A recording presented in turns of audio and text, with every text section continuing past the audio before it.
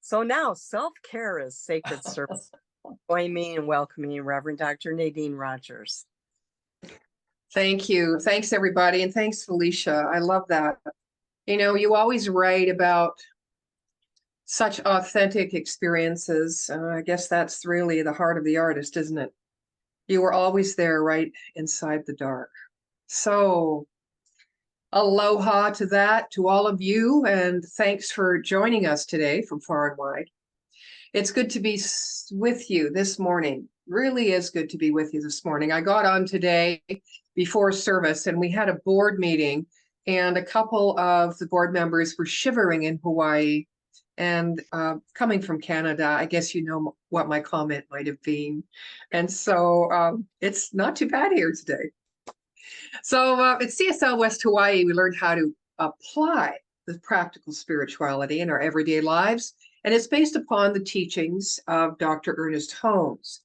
Now, Dr. Holmes, I like to share, summarizes his teaching, the science of mind and spirit, as a correlation of the laws of science, opinions of philosophy, and revelations of the world religions applied to human needs and the aspirations of man.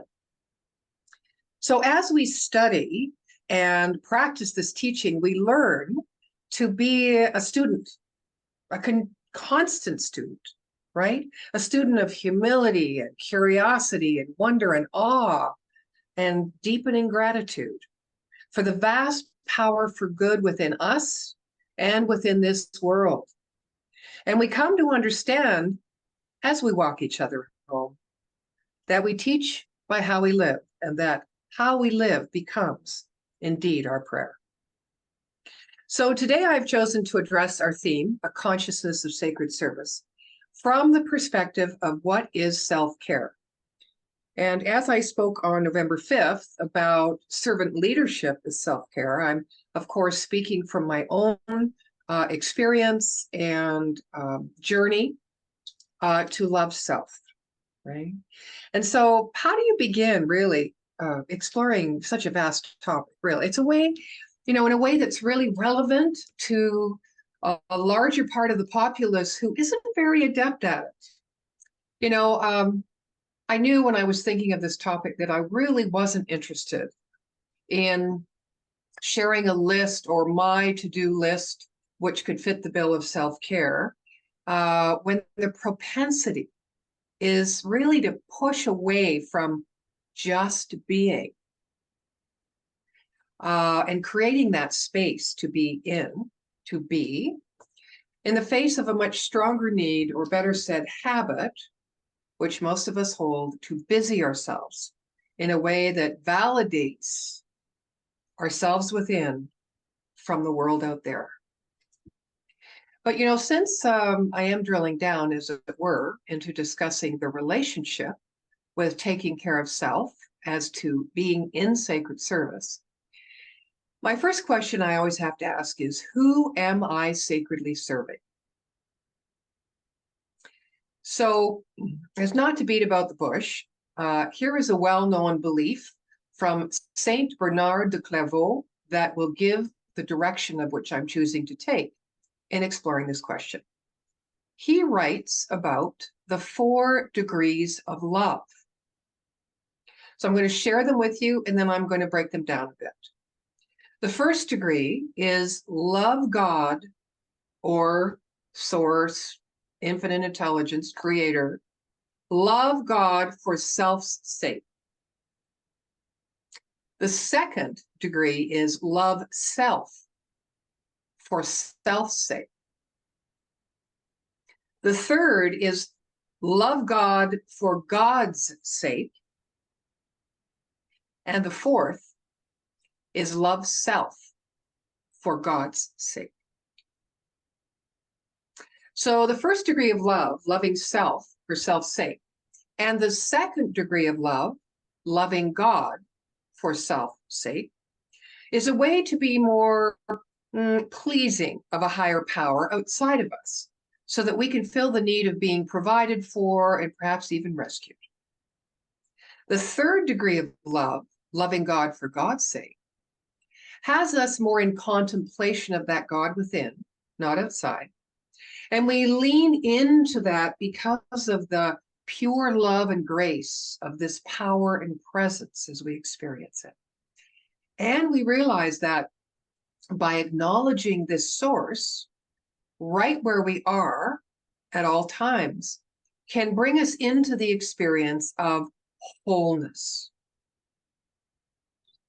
Now, the fourth degree of love, loving self for God's sake, is the experiencing of becoming really unconscious, stay with me, and emptied of the ego and observer self, literally surrendering up our very existence as we know it, right? As we perceive it. So again, I asked myself, who am I sacredly serving in terms of self-care? God, the divine, the holy, the sacred in self and all. Now, I know that people, because I know I did, consciously chose to step on the spiritual path to discover, not create, as we've already been created, but to discover who we truly are, and are called and drawn towards our ultimate return to the experience of wholeness. And as awareness expands into full acceptance of this wholeness, so too does the embodiment and therefore expression of this wholeness, which, albeit loosely, translates into the experience of oneness, right? The unity with all life. So when I think of self-care, I also ask who is then at the center of my every relationship. And I ask, what is mine to do as two or more are gathered through my intention to be in sacred service? So to care for myself, I have learned what happens in the honoring and respecting for that which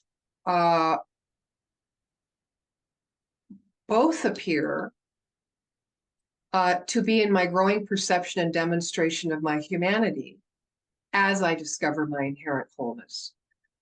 So as I consciously awaken through observing my intention to give and serve, I deeply know that through my intention and action and service, I will notice when I hit the mark and when I miss the mark. So whether I am loving God for God's sake, which is the third degree of love, I am recognizing the God in that or those whom I serve in that degree of love, or whether I am shoring up my ego status and position in a manner that does not serve the other at all. I will notice this. And as I learn that the gift, constantly learning this, right? The gift is in the experience of giving, which is that which we have within our control, and not in the response of the others to the gift, I can more clearly observe whether I'm hitting or missing the mark. So I'd like to share a short story to illustrate the idea of moving from serving from the second degree of love, loving God for self's sake, to the third degree of love, loving God for God's sake. So the story is, there was once a group of 100 people attending a seminar on personal development. Now, in the middle of their talk, the speaker stops and decides to run an impromptu group activity. So he hands out a balloon to each attendee and tells them to write their name on it. The balloons are then collected and placed in an adjacent room. The speaker then instructs the 100 attendees to enter that room and tells them that they have, within 5 short minutes, the opportunity to find the balloon with their name on it.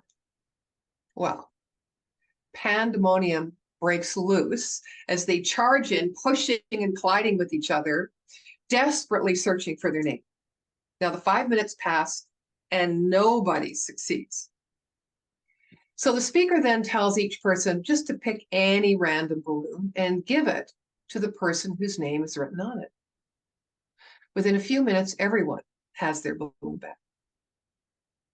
He then says, What just happened with those balloons is exactly what happens in our search for happiness. We frantically look for it all around us, not knowing where it is. Yet our happiness lies in the giving of our happiness to others, as it is in the giving that it is renewed within tenfold. So the moral of the story, again, happiness and fulfillment are rarely coming from selfish pursuits, but almost always coming from doing good deeds for others. By helping others, we help ourselves. So let's repeat that by the very act of giving, we are replenished. And in that, the law of reciprocity in action states that as we give, the self is cared for. So with that set up, I would like to break this down a little further. What does it look like when I'm serving from the first or second degree of loving? Again, loving self for self's sake or loving God for self's sake. So this type of serving, I think, carries the elements of reward, acknowledgement, advantage, expectation of response, and attachment to outcome. And most of all of these elements, I think, are present and operate through our ego perception and judgment. This way of serving is not what I would term sacred, but rather full of self-aggrandizement. And I would, just kind of summarize it as more of an egocentric act. So what then does it look like when I'm serving from the third degree of love, which is loving God for God's sake? Or to make this a little more understandable, doing God's work in the awareness that it is not my work, but rather I am being the vessel for God's love and delight. So this type of service, I think, carries the elements of compassion, empathy, patience, and faith, which are all present and operate through a loving detachment, a sense of presence, a sense of peace and grace in the execution of our service for the highest good of all. And I would short-term this a theocentric act. But going back to the fourth degree of love, loving self for God's sake. I'm just going to stop there for a moment. Can we be in sacred service from the fourth degree of love? Loving self for God's sake. Well, according to Saint Bernard de Clairvaux, we cannot. He states that such experiences are rare and come only for a moment, and they are found in a deep state of contemplation, but cannot be translated back into the world of duality very well at all. He says, should we be blessed to know this kind of love, its blessing does come forth through the idea of, to illustrate, using the familiar phrase of Dr. Ernest Holmes, where he says there's a power for good in the universe and you can use it. So it comes through, if you change that around, there's a power for good in the universe and I let it use me. Again, putting ourselves in the position of extreme faith to be a vessel, to surrender. Now, and I'm going to stop here for a sec, because in traditionally religious ideology would say, surrender to thy will of God. Well, what is thy will of God? In metaphysics, thy will of God, the will of God is to be fully expressed, to know itself completely by means of its multiple parts, its diverse ways of expression. Therefore, it becomes, what is thy will? Thy will for me is to be fully expressed, right? So I wanted to share that. But there is a power for good in the universe and I let it use me. So then I become absolutely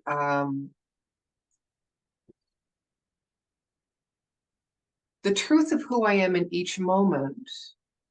and allow myself to be open to whatever happens as that, knowing that there is this divine wisdom and love in me that is moving through me all times in the fullness of its nature. Okay? So therefore, I can let it use me because I am fulfilling the purpose of my humanity. And even Holmes says, we are here, our purpose is to be the delight of God, to be delight's God, or God's delight. So there is a power for good in the universe, and I let it use me, I think is an attempt at helping us translate this blessed experience into the sacredness of service.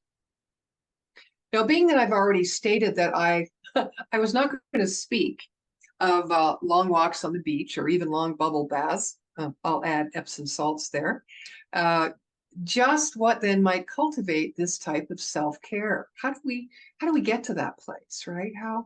What are the things we think about, contemplate, and bring into spiritual practice? So I'm going to summarize. I thought a lot about this. I'm going to summarize first, and I'm going to do that by saying, by cultivating wise discernment,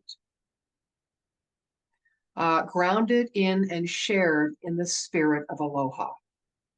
So divine discernment, which to me is not the same as setting up boundaries to keep out perceived potential threats or keep ourselves small, but rather having the intention to become both responsible, to research truth for ourselves, and self-reliant in a manner that has us living from that truth. And the spirit of aloha, well, you know better than I, living in the state of Hawaii, you understand that at its core, aloha signifies love, compassion, and mutual respect. And it promotes kindness, understanding, and harmony among people.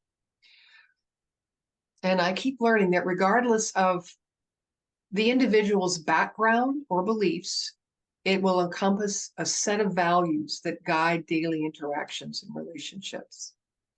Now, the effects of this application of divine discernment or wise discernment, grounded in the spirit of aloha, are that we support, not enable ourselves. We are clear on our motivations, and we create the space within ourselves, within our mind, within our heart, within our life, for the highest and best to unfold without predetermining what it is, right?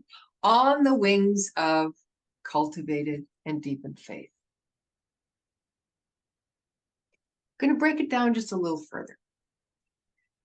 And this is how I've contemplated my own self-care. I have a growing awareness of my stories, the tapes, and therefore the biases that live in me. I pause to see what the intention might be behind any appearance that ruffles me.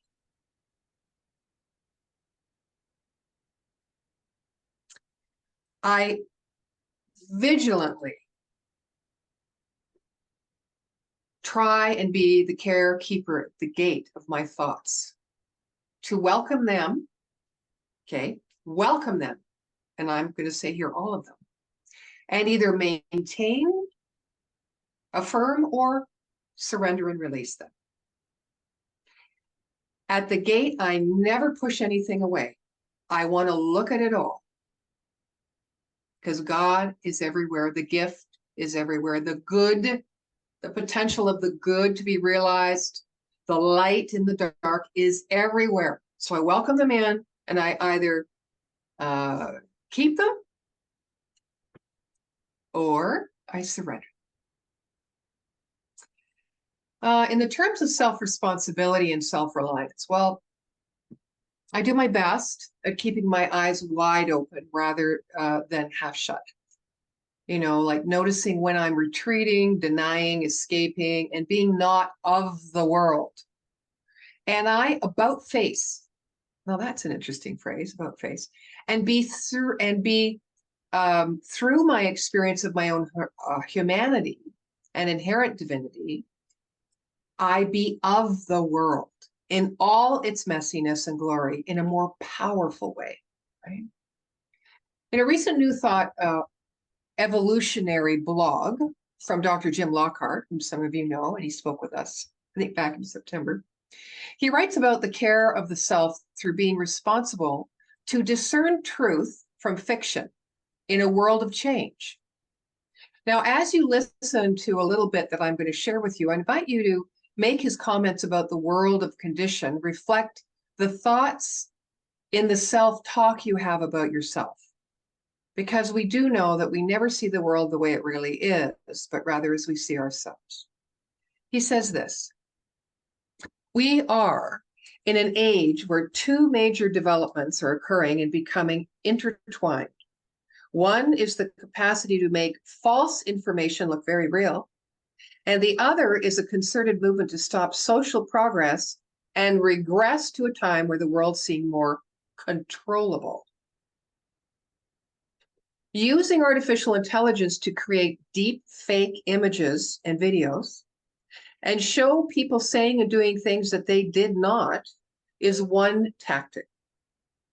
Others are creating masses of automated online accounts or bots on social media to make it appear that some issues have more or less support, or to mislead people by exposing them to false information which appears to be accurate. His conclusion is this: it's a good time to start sharpening your critical thinking skills, and that a simplistic perspective are inadequate for these times. Those of us on the spiritual path must come to terms with the world in which we live and take practical spirituality-based approaches to the challenges of our time. We must live in the world. And as the final point of consideration of self-care as sacred service to the world, Dr. Jim states that in order to live life fully, we must know the truth, even the parts which we find disturbing, the means to develop ourselves to be able to face the truth, all of it. And if and when we find ourselves in a world where harm is intended and pursued, let us confront that with a higher vision and be present to it more powerfully. Marion Woodman said, stark honesty, however painful, is needed on this journey toward the self. The unconscious will not tolerate anything less. One must be willing to face many cruel truths, those we keep hidden from the light of day and those we keep hidden from ourselves. So it remains, if we can attain the fourth degree of love in this life, but we live in a world of sorrow and tears, and we experience the mercy and comfort of God in that context.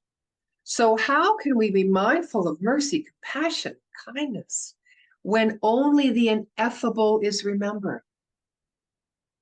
The beauty of our humanness is both the freedom of choice and the ability to feel where there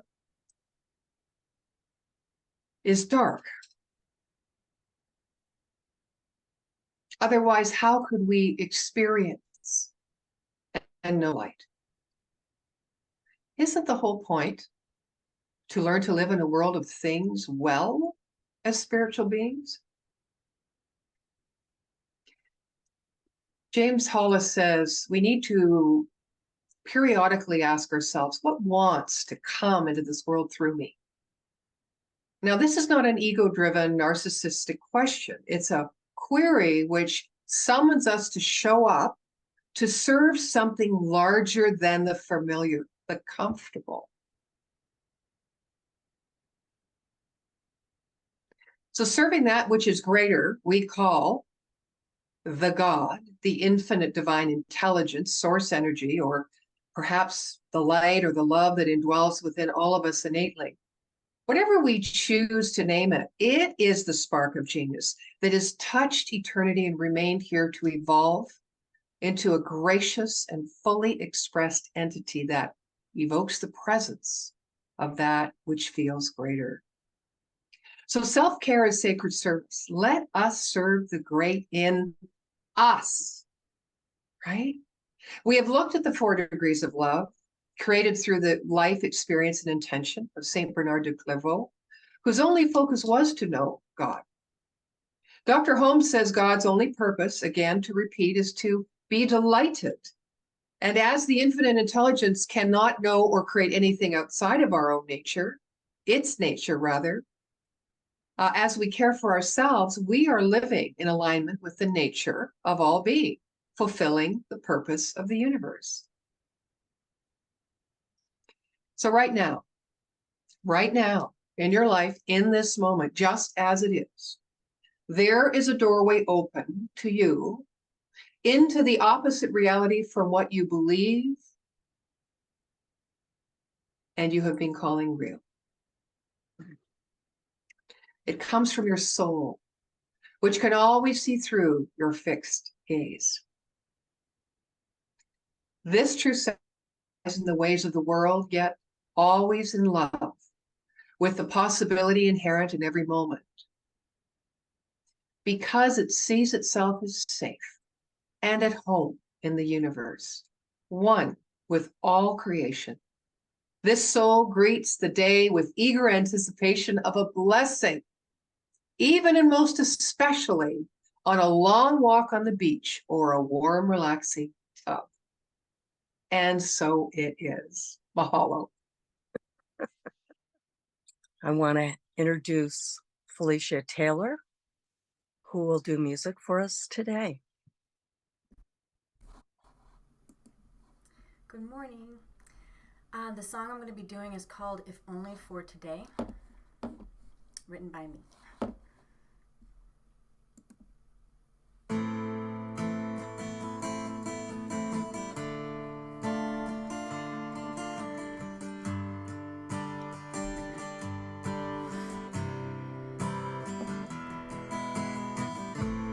I sit beneath the night sky and I pray, if only for today you could touch my hand and send me high into the sky to dance on the clouds up high, where I feel at peace. I need the release from a world that's filled with so much negativity. God, take me away for just one day. Let my soul be free. Let my soul be released.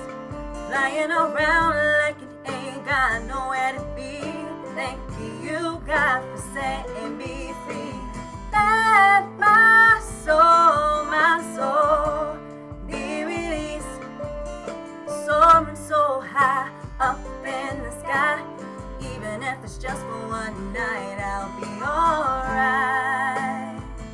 I will be just fine if it's just one night. Alright. The wind dances like a daydream around me. Any fear I had has been set free as I touch the clouds around me. I can feel that God's grace is for real, and I feel at peace. I need the release from a world that's gone so crazy. God, take me away for just one day. Let my soul be free. Let my soul be released. Flying around like it ain't got nowhere to be. Thank you, God, for setting me free. Let my soul be released. Soaring so high up in the sky. Even if it's just for one night, I'll be alright. I will be just fine if I just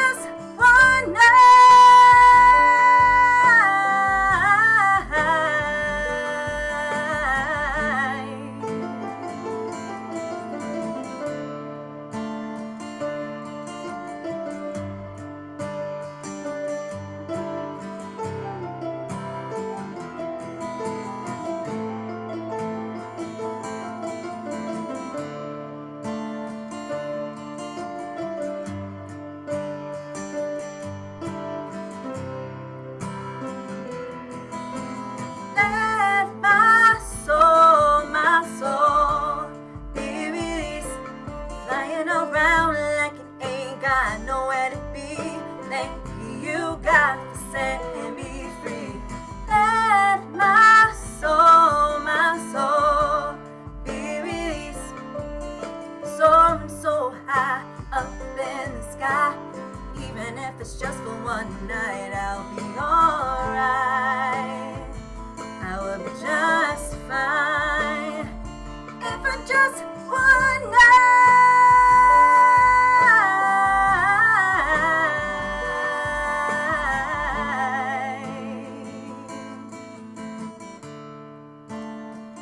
I will be just fine.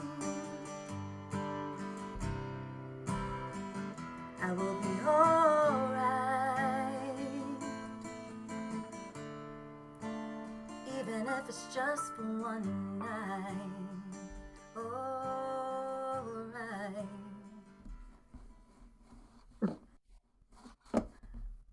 Oh, that's so beautiful, Felicia. Thank you so much. Thank you, Felicia. Thank you. All right, this next song is another song by me. It is called Light Inside the Dark.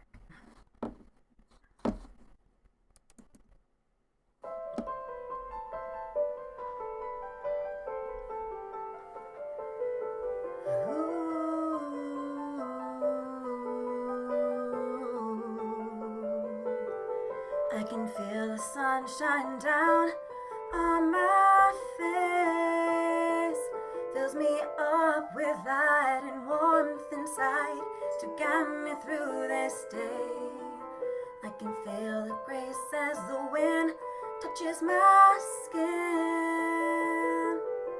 I look to the sky and see dragonflies. I found my peace within, and so I close my eyes and I look within my heart.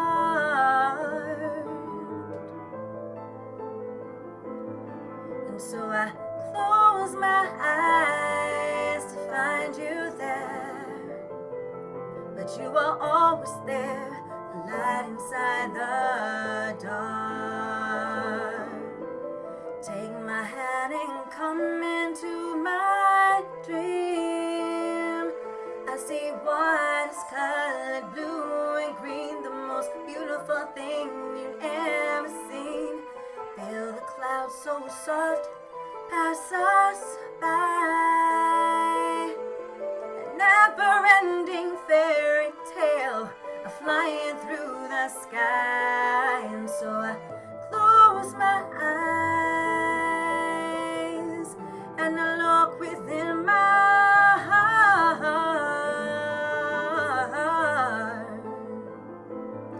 And so I close my eyes to find you there, but you are always there. The light inside the dark.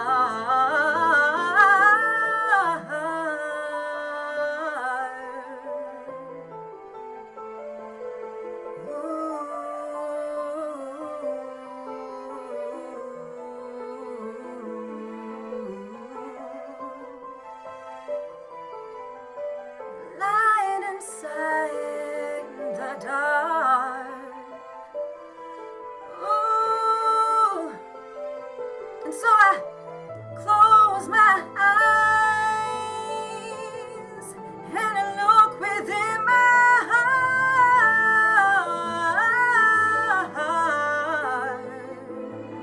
And so I close my eyes to find you there, but you are always there.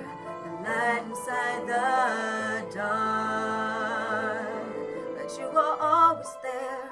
The light inside the dark. Yes, you are always there. The light inside the dark. Thank you so much. Beautiful, beautiful.